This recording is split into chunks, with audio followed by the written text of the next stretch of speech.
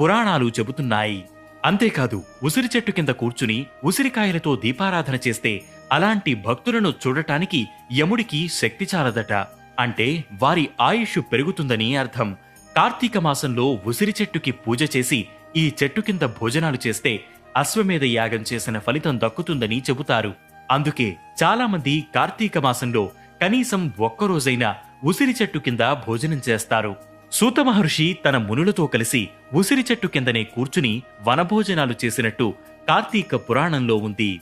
కార్తీక మాసంలో ఒక ప్లేట్లో కొన్ని ఉసిరికాయలు, బియ్యం, పప్పు వేసి మరోపక్క దీపాన్ని వెలిగించి శివాలయంలో లేదా వైష్ణవాలయంలో దీపదానం చేస్తే సర్వ సంపదలు కలుగుతాయని విశ్వసిస్తారు.